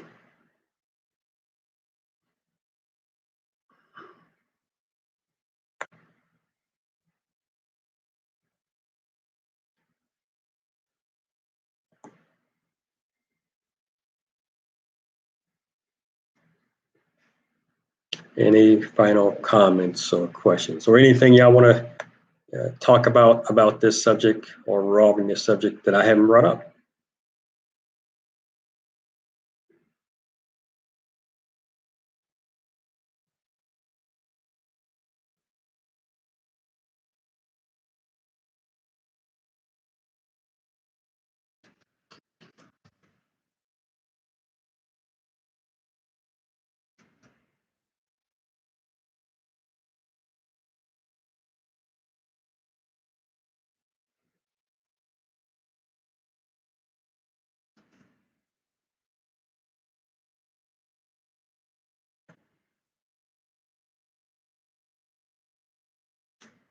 Person wants to stay in the state of mind, there's nothing that can be done, right? Fear that what was done to us will be done to them. That's why they're afraid of us. That's a point I hadn't thought of. That just through attrition and just through slowly improving, and if we're slowly improving, then they're slowly, like, if we're improving, then we're slowly getting equal, and at some point may overtake, and then they will be considered inferior. Okay, I can see that. I say continue to be great, have conversations with those that want to know, right?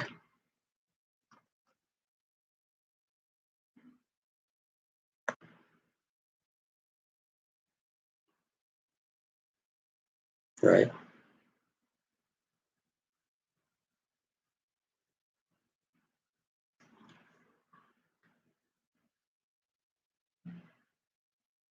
But why again, kind of final thoughts and bring this thing home. Why is it that Black men, and for the longest, we weren't even viewed as fully human? We're going back to slavery and all of that, and how devalued we have been, and how that mindset has been passed on down to generation to generation, and it causes people to be angry.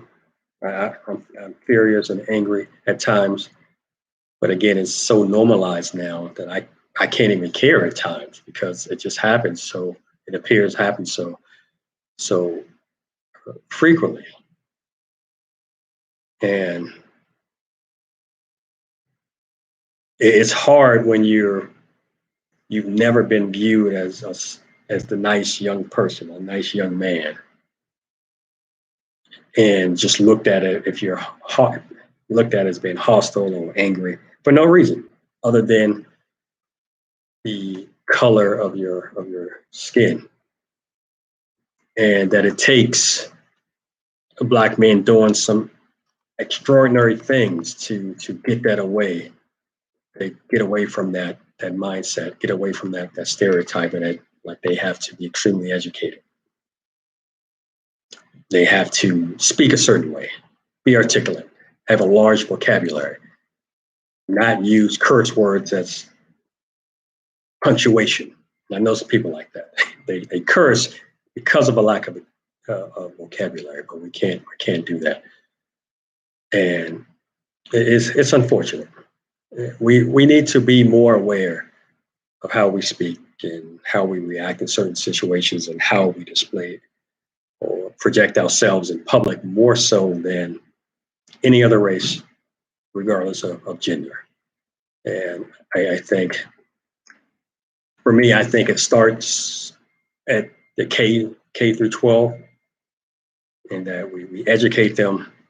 We we teach like cultural competence and cultural differences, but we educate them early, and it could be more diversity in classes for students. It could be, or not just students, but faculty and staff. It could be, like somebody mentioned earlier, said that they're already making or starting to have consequences for false reports. It can be something to show that we're not all just unprofessional, we're all not just criminals or aggressive, and that many of us are professional, that we are intelligent, that we're capable, that we're hardworking. And until enough people, I don't know, counteract, so to speak, racist power that seems to be held, we won't progress like we need to. We just don't. We won't. Because us as Black men, we need to realize, understand, and accept that we, regardless of what we face, how afraid others may be to us or of us, our skin is not a weapon that others believe it is, as far as a weapon of negative consequence or negative appearance. And no matter what, we can't look at ourselves as the problem when we are the problem because they made us the problem. We can't look at ourselves as the problem when we're often the solution. But that's been an uphill battle for generations. Black men, we need to continue to be proud of who we are, our skin color, the royal priesthood and priests that we are, the kings that we are. We need to keep that in mind. Be proud of ourselves. Be proud of our accomplishments. And even if this means that one thing, even if it means something different to non-Black men or non-Black, their narrative of you, their belief of you, or in you, or non-belief in you, can't be our concern. It's not your concern now, and it can never be your concern.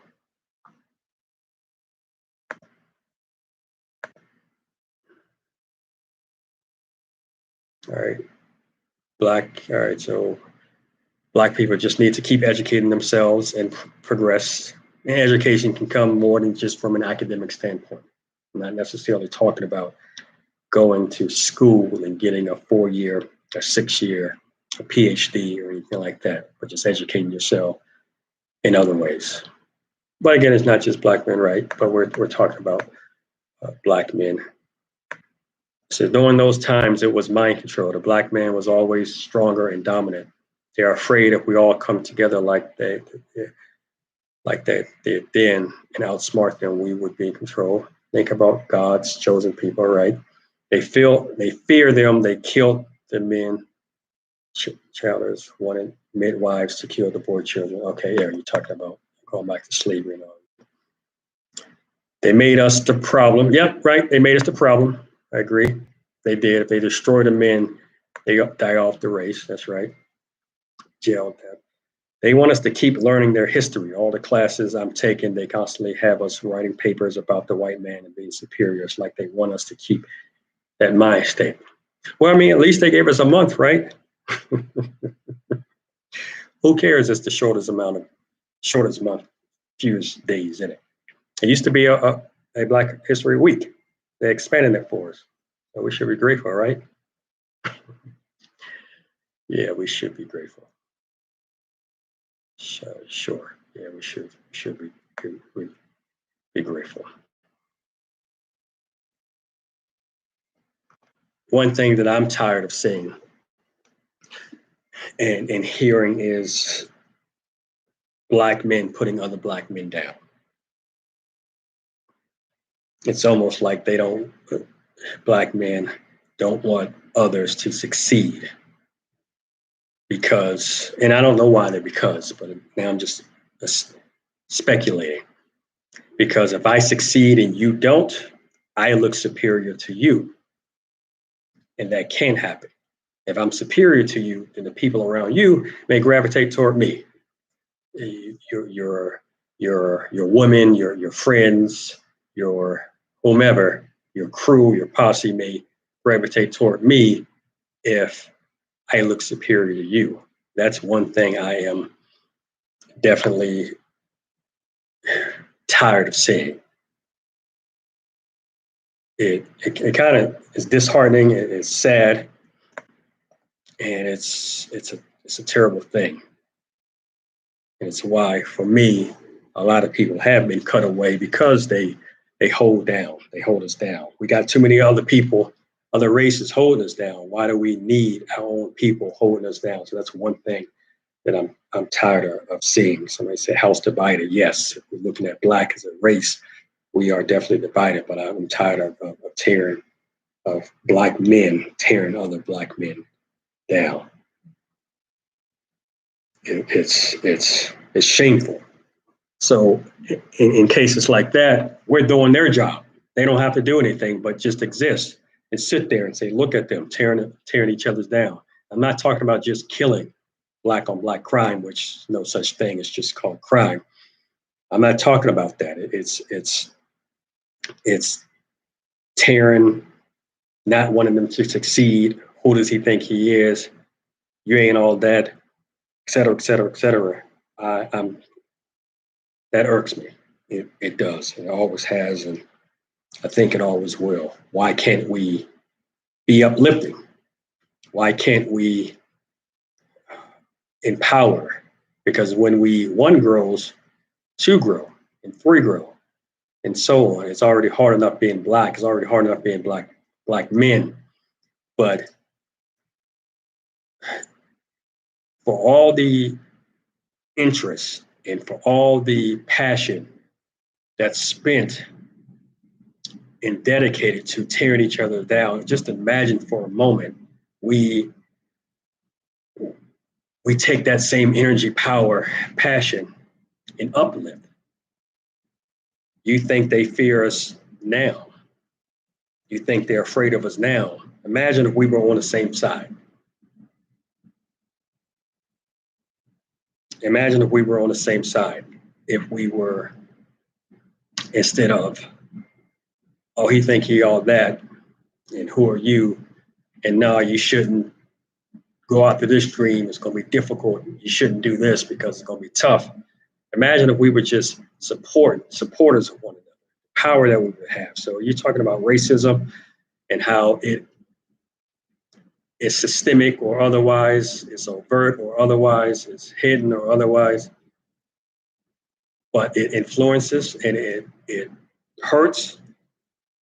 That type of crime, it wouldn't matter. It would not matter as much, if at all, if we as black men stop tearing down and pushing down and keeping down and stepping on other black men. It would not matter. And for those who find joy in pushing, for those black men who find joy in pushing other black men down, and I'm not just saying direct push. It could be you have something that I could use that can propel me upward or forward. You intentionally are keeping that from me when you can help me. So I'm talking about tearing down in that way. If we had more black men stop that, stop doing the non-black person's job, think of the heights we can reach. Think of the places we can go. Too much discouraging is going on within our own race, within our own gender. It is. It's too much. I've known people. I don't know them anymore because I choose not to associate myself with people like that. But I've known people where they've tried to discourage me from doing things. Like, well, why are you going to do that? Ain't nobody going to. Yeah, they said it like that. Ain't nobody going to want this from you. Just for them to try to steal that idea themselves.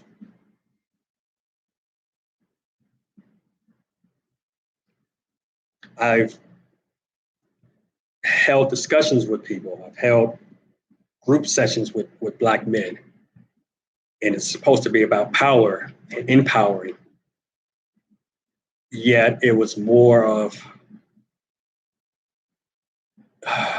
who who has the who has the most power, who has the most influence, who who has the biggest group, who has the ability to get things done. But ain't nobody talking about anything. There was a lot of talking, but we weren't talking about anything. And it was fear, I think. Fear, it was fear of falling behind. It was fear of being left out. It was fear of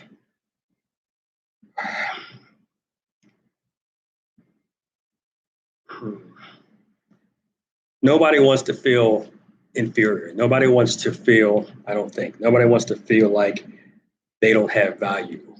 And my experiences have told me that if they can't bring value to a situation, they don't want others to bring value to that situation because too much credit's going to be given to the person who brings something and no credit's going to be given to the person who brings nothing, which I think is how it should be. But they took it a step further in that their existence should be enough, and it's not. It's I don't know. I don't know. I didn't mean to go off on go down that road and everything, but it irks me. It's something terrible when Black men tear down other Black men, like indirectly or by not supporting them. If I have something you need, you run an idea by me, and I have it, and I'm the missing link sometimes because we don't know how God places people in our lives. And I could be that angel for you. I could be that networking for you, even if you're not religious. I could be that missing link from your success or your failure. Never let a person discourage you and put you down, black men. Don't do it. Don't. I've helped people. Oh, you've already got 3 degrees. Why do you need another one? You're just wasting money now. Or what are you going to do with this? It's nothing. Or you've already done all you should do. I've had those type of conversations with people. I've had the oh, you must really think you're something conversations with people.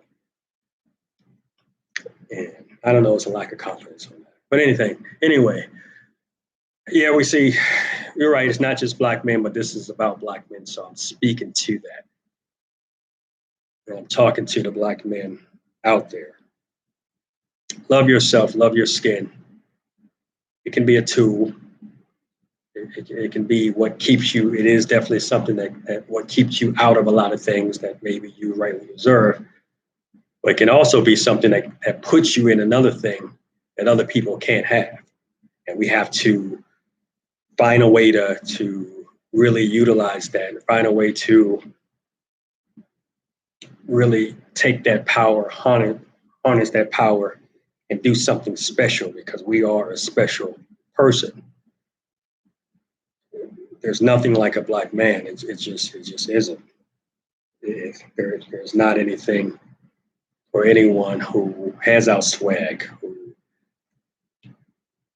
has the power to command. A black man that's something. If it's educated, articulate, that walked in a room that command attention like us.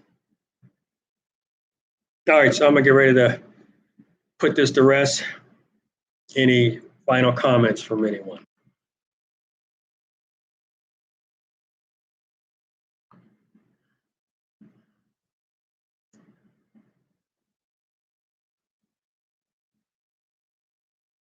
Been almost 2 hours. I didn't know it's been that long.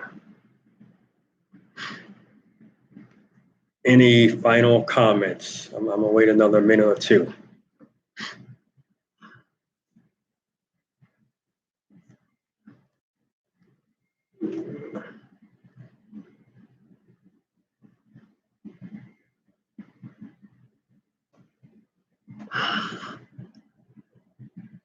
My final comment is what?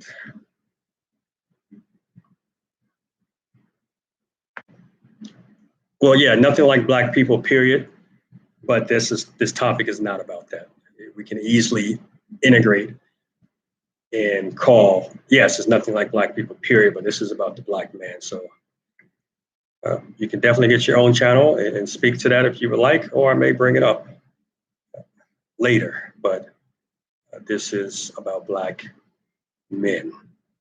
But you do bring up a good point. Yeah, Black people, period. But I try not to get off topic much.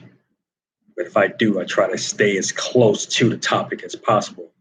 And it's about Black men. Yeah, no matter what your skin color is, you can be great.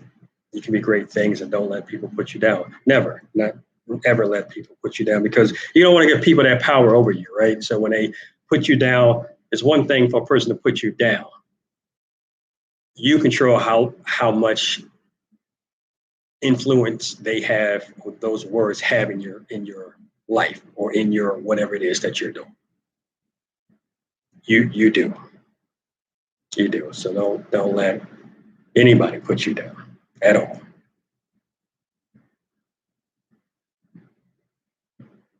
This was more of a serious, I'm trying to transition from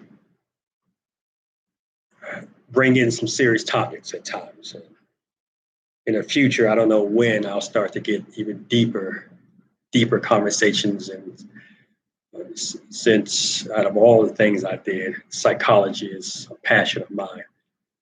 I want to transition, and that may require deeper thoughts.